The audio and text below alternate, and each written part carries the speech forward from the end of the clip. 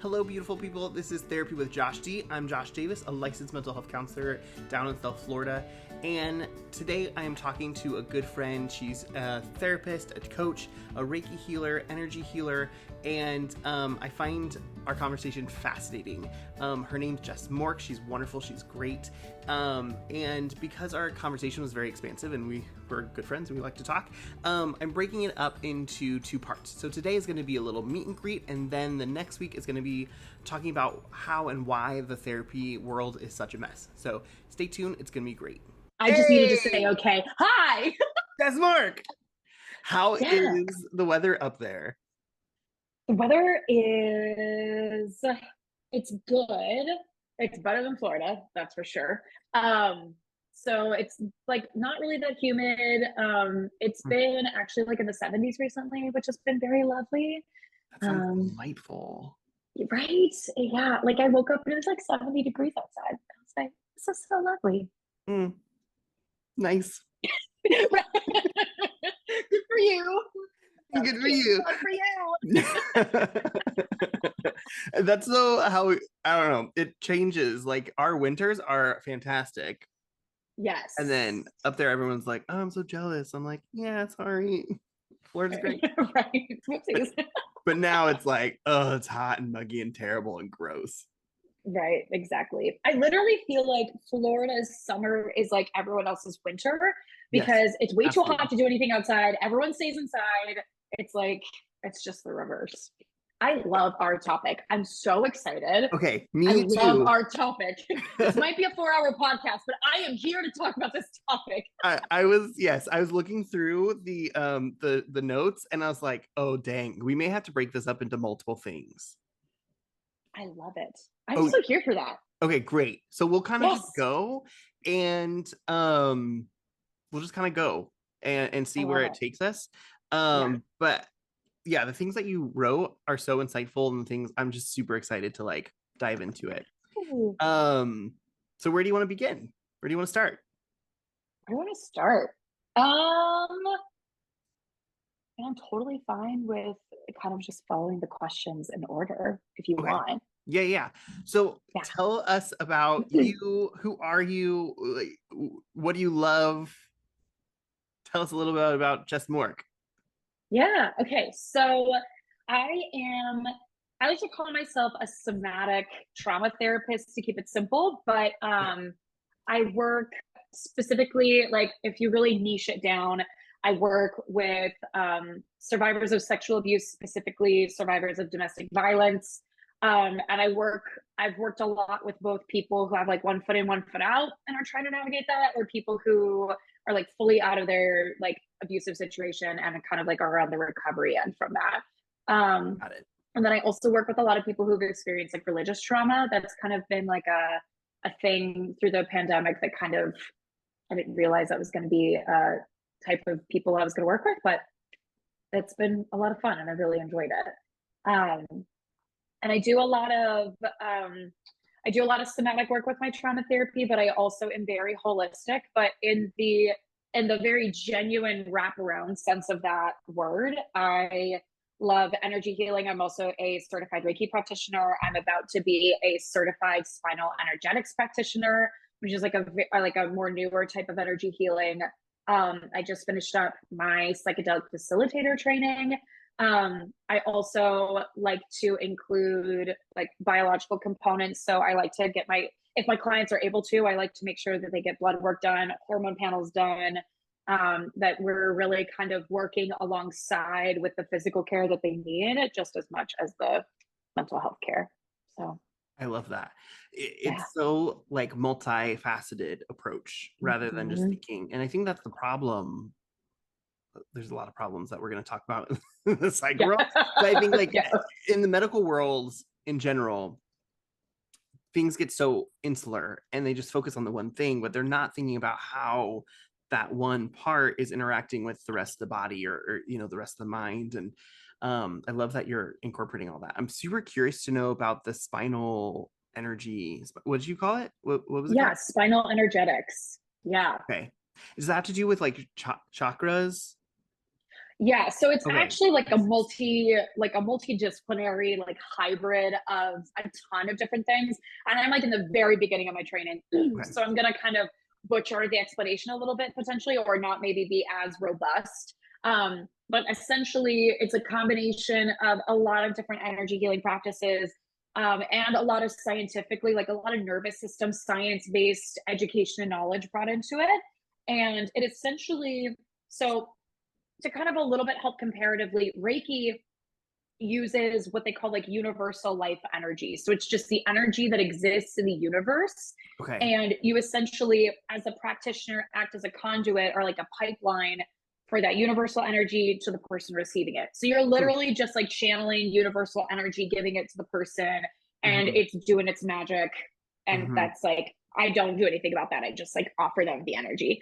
And Hmm. then but with spinal energetics, the practitioner is tuning into and helping the flow of the person's energy. So, like when I get spinal energetic sessions done, my practitioner is working with my energy. She's not channeling universal energy. She's not Okay. channeling anything outside. She's more like trying to make sure that my energy, my nervous system, especially along the spine, is flowing and Mm. is allowing like that proper movement. Hmm. That's like in essence what spinal energetics is. Just as a heads up, as like a precursor, if you do look it up, the marketing that they use, which I understand why they use it, but the spinal energetics often compels people to physically move their bodies because you can like feel the energy moving along your spine. And Okay. so it almost looks, just to kind of put it out there, it almost kind of looks like an exorcism sometimes when you see people post, because they're like people are like really Moving. moving their bodies. Yeah. That's not everyone's experience. That really hasn't even been my experience doing it. I do kind of shift and move and like I Yep. yawn and stuff, Yep. but like, so just if you look it up, it's going to look a little freaky, but that's not everyone's experience. And they're, again, I get it. Like they're just trying to get their stuff out there, and it's a viral way to do it. Yeah. So Absolutely. yeah, yeah. It's cool because um my specialty is like NARM, right? And in NARM we talk Mhm. a lot about the life force that someone has, and it's always trying to move towards growth and move towards like in TBT they call it like life worth living, but like this like place of like where they want to be. And there's these strategies that shut off kind of our energy patterns and whatever. But it's cool because I think I know that when people start talking about energy, people kind of get like, ooh, that's woo woo-y. But I think there's going to be Mhm. so much as we start really, um, what's the word I'm looking for? Understanding the nervous system a little bit more. I think like the energy stuff is going to come into play a lot more. Um, Yeah. and like, I don't know, there's a part of like being human that we're always, our nervous system is co-regulating, our nervous system is attuning. And it's, I think like a lot of the psych world up until recently has neglected that part. It's always just been about thoughts or feelings or like, so that classic kind of approach to therapy. But I'm curious to know a little bit more about you. Are you cool if we talk about like dating? And because I saw that you're dating someone, I was like, oh, Jess.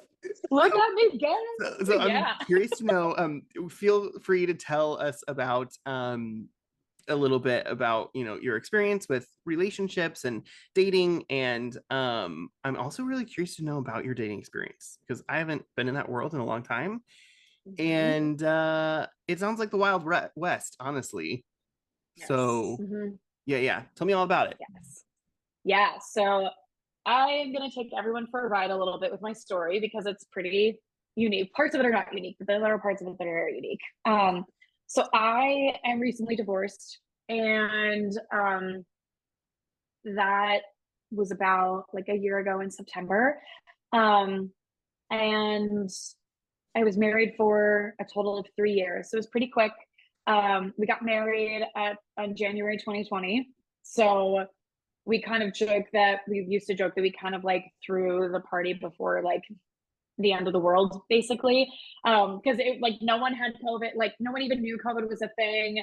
It was right before that moment. Like we were starting to hear about like people were getting sick and there's Mm-hmm. something that may be floating around, but Mm-hmm. it was not what it became. So very lovely wedding experience, and things just got really hard. And I also went through a lot of personal hardships. I mean, we both did. Both my husband and I, we both went through like really intense hardships, and we both just changed, honestly. And I needed to leave, so I left. And it was a very tough decision, and I'm also just like thankful, and I'm glad to be able to be as expansive as I need to be in my journey. So it's kind of like when I look back on it, it's a blessing and a curse kind of a thing, but there's definitely more benefit to it right now than there is negative. So, Of course. COVID was yeah, such a weird time. And I feel yeah, like it I feel like it was like getting multiple years of life crammed into like a couple years. yes. Mm-hmm. And there's so many life changes, life happenings, life events that happened during that time where like it was such a huge test on relationships. And I feel like it Yes. was kind of like a I don't know, like a marker, like you're gonna make it or you're not, like, you know, because Right. so Yeah. I hear so many stories as I work with couples of being like, this is what helped us, this is what we got through it, we didn't know if we were, or like people were just like, I found out this wasn't for me, like because there's just Yeah. so much pressure and so many vulnerabilities at stake that it contributed to a lot of just chaos and people's relationships and just people's lives, and just it's hard, it's a hard time for everyone. Yeah. I mean, and I fully agree with you. I mean, even just in the case of like my husband and I, we navigated obviously like a pandemic, unemployment, like Mm-hmm. very long-term unemployment. I lost my brother right away in the pandemic. Mm-hmm. And we were in a biracial relationship. And so my husband, well, now my now ex-husband, was navigating like his own traumas and his own things, that were obviously not handled well in like the general sense of the world. Yep. And then I also lost my mom um in 2023, like while we were still technically married. And so yeah, I mean, it was, we literally got what some couples go through over the span of like, Like, 15, 20 years, we got in 3 years. yeah. And it's a sink or swim kind of moment. And so Mm-hmm. I don't know. I mean, we did the couples therapy thing, and to be super honest, our couples therapist ended up firing us because things weren't being upheld. And so Okay. I, she just was very clear, like, this, you're not doing your work. So we gotta end this. This is not helping anyone. So can I ask you more about that? of course, yeah. Was that a relief? Was that a like, come on, girl, like you're not helping us? Like, what was your experience of her? Or I think you said her, but of Her, yeah. the therapist saying like, hey, like it's the work isn't being done. Like, what's the point of us Yeah. meeting? Like, Yeah. what was that like for you? It was, initially, it was like a punch in the gut. I couldn't believe that was being told to us, because I think a lot of us come to couples therapy thinking that like it's going to fix us. It's going to fix the relationship. Like, people go to couples therapy to get it worked out. And so then like obviously naturally, like, we're going to work through this. We're both showing up. And so it's going to happen. And it wasn't. She was absolutely correct. Like, we were cycling through something, and it's just like things were not getting done that were being asked to get done. Mhm. And so initially it was a punch in the gut, but it ended up being the thing that it ended up being the most helpful thing, honestly, because it was such an eye opener for me. And it taught me a big lesson that I needed to learn in my codependency, which is that like it wasn't up to me to fix this. And I have no control over whether or not Mhm. this marriage gets fixed or not. So, Mhm. Yeah, yeah. yeah. So initially, it was a shock and like what, and then it was Yes, probably the most effective thing. You it think? was. Yeah. Absolutely. I love her. She's phenomenal. And I like, through the whole process, she was such a lovely, wonderful, amazing therapist. And we're going to get into it later, but like, I personally went through a slew of therapists because I couldn't find the right care, but she was my only constant Mm. through the entire, like, we saw her for 2 years. So I hold a huge space in my heart for her and for that choice that she made, because she was right. So Yeah. Well, yeah. what about her drew you to her versus other therapists? She was very real, very down to earth, um, and was just like a no bullshit kind of therapist. Like she called things as she saw them. She always did it like with a lot of kindness and compassion, but there was no like if she saw something was like not right, like she would absolutely address it. And the other thing too was I made sure very specifically to find a therapist who was culturally competent. And so she absolutely was. And so she, even in the uniqueness of our biracial relationship, she was able to help us navigate like even those complexities that I was very concerned about a couples therapist, Mm-hmm. like not being able to help us navigate that. So it was kind of like a stars aligning, but definitely her being grounded, like down to earth, and also being no bullshit was exactly what we needed. Yeah. Finding a therapist that's right for you and effective and helpful is hard. Mm-hmm. It's not the easiest thing to do. And I think like everyone brings their own flair, everyone brings their own flavor, and it's trying to find out what works best for you and what you need. When did you start dating again? When did that start kind of happening for you? So this is where it kind of takes a little bit more of a non-traditional turn. Okay.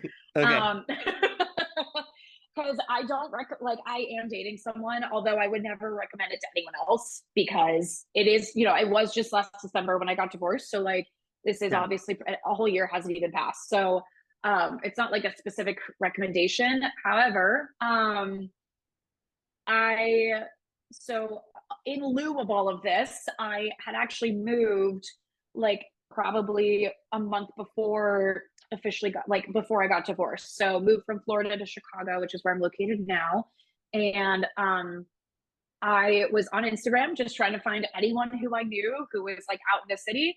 And so I reached out to this guy who I dated in high school when I was a senior. And we broke up like right when because we were like, we ended up, we were 3 hours away. And so it was just like the long distance thing was not going to work. And so we broke up, both got married. What I didn't realize on his end at the time was we ended up both getting divorced. And so I just reached out to him because I saw him posting pictures in the city and I was like, hey, like you around? He was like, oh my gosh, like long time no see. Like, yeah, like Uh-huh. let's hang out. And so we met up like a couple of weeks after I moved and it was just like a really fun time. It was like as if no time had passed. We Mm. were just like super chatty and having fun. And then I get divorced and then it just kind of turned into something more. And I think it happened a lot quicker because we already had, we have history and like, Yeah.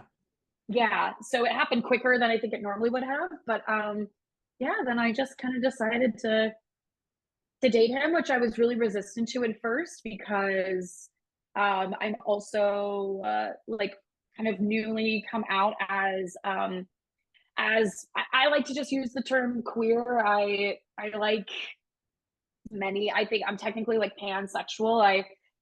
The gender is not. I'm realizing gender is not like a marker for me in terms of my attraction. It's just like much more expansive than that. Mm-hmm. So I wanted space for me to really come into my own. And so I got very nervous about being in a relationship, but we both come from Christian backgrounds. We're both no longer Christian anymore. And so we agreed to create a connection in a relationship that's like authentically ours so that we can both have freedom and space to continue to evolve and grow because again he's recently divorced as well, so like we're both in therapy, we both have a lot of growing to do, but we also like each other and we didn't want to shame our attraction to each other or like create some kind of negativity around our connections. We were like, let's stay connected but also like make sure that we're creating like through a ton of communication a lot of allowances and a lot of things to make sure we're still growing as individuals as well. I'm excited for you. Thank you. That's I'm excited awesome. too. Congratulations. Thank you. Yeah, Life it's is very so exciting. weird. Like every time I talk to a client or a friend or it just like life, I think like we have these very narrow ways that we think of like things are supposed to happen. And it's like bullshit. Like Mhm. like there's no timeline for anything because like Right. time is weird and like so I'm just happy for you and it sounds like a beautiful relationship you're creating and that's the thing that I love to talk to people about is like there's no ideal relationship. Like you get to create the culture and you get to create the relationship that you're in, and if it's not working for you, then it's not working for you. Just like you can say like, hey, this isn't my thing. This is my needs are not being met or whatever it is, but it's not this thing of like this is how it's supposed to be. And I think like, a lot of couples therapists, relationship therapists like have this like image of like what it's supposed to be, which kind of drives me nuts. But if it works for you, it works for you. Yeah. Yeah. Yeah, and I love even what you said there at the end because one of the things that I really learned, like I'm not a couples therapist, right? I'm an individual therapist, so that's like not my specific realm of expertise. But what I learned as a client in couples therapy is obviously the couples therapist is there to repair the dynamic and like the relationship at hand. And couples therapy became a beautiful opportunity for me to also come into my own, like the relationship. And I hold no resentment to my ex-husband. Like I still have like a lot of love for him and I have a lot of respect for him, and like I there's zero like hard feelings towards him. We just both simply agree that it just like wasn't working. Mm-hmm. And so um i I really began to learn that, like, as much as it was about the relationship, it was also such a beautiful space for me to come into my own as well. And so I always try to share my experience with people in couples therapy because even if it does end up in divorce, that doesn't mean that like you failed couples therapy, or it doesn't mean that like it didn't work, quote unquote. Like, Mm-hmm. again, I adore our couples therapist, and she was one of the many components that like brought me into my element and into my most authentic self, even though my marriage ended in divorce. So couples therapy is such a beautiful thing outside of the quote success of a relationship. Yeah, and I think that divorce for some people is the most successful thing they could do. Like divorce isn't failure. Like it is just a turning of the road. And like with my people that I work with, it's like divorce may be an option. That's totally okay. That doesn't mean anything. It at the end of the day, it is you being closer or farther away from what you want for yourself. So if this relationship isn't Mm-hmm. working for either of you or just one of you, you're not bought into it, let's change it up. Like, it Mm-hmm. is not the end of the world to Yeah. say, hey, like, I need to move on from this. There's a chapter, you don't have to judge it. There's reasons why you got into it, and Yep. you get to create the life for yourself as you move Mm-hmm. forward. And sometimes you have to go through that shit to find that out and be like, Exactly. oh yeah, this is not working for me. Like we kind of opposite of what I was trying to say, but like I tell my clients a lot, like especially individual clients that work with perfection, like the only way we learn is through failure. So you go through experience, you'll be like, oh, this isn't working for me. Great, pivot, change, and then until you find what does work for you, you know? Yeah. So yeah, Mm-hmm. like divorce is not a failure. And I think that like a lot of, and that's what I see with a lot of people too that come to me if they're still single and they haven't had a successful relationship. I think there's a lot of stigma around if you're single, you failed. Like you're not Yeah. in a relationship where like you may never want to be in a relationship and that's fine. You may find Right. connection in different ways and that's fine for you. Mm-hmm. So Yeah. yeah. And so once again, like I think that there's these constructs that are built into society that are like this is the way it's supposed to be and like just like that's only more ways to pressure ourselves and beat ourselves up. So like, fuck it. Mm-hmm. Yeah. Yeah, I fully agree. I think we ascribe moral value to all these things when they can just be states of being and states of curiosity. Mm-hmm. That's what I've learned in my in my dynamics that I've Yeah. navigated. Presence and curiosity can go a long way. Yes, I can. Yes. Mm-hmm. Yeah. I hope you guys enjoyed the conversation between me and Jess. Stay tuned for part 2 next week as we talk about why the therapy world is such a mess. I'm Josh Davis, licensed mental health counselor. If you are interested in connecting with Jess or with me, I'm going to put all the information to do so into the description and the show notes below. So stay tuned because we have another cool conversation coming up. No, I don't. I got things confused. So it's so funny. I was actually about to record Instagram content right now. So I'm like camera ready and like ready to be like here. So it was actually the most perfect misscheduling that could have happened. So Good. yeah. Good. Glad.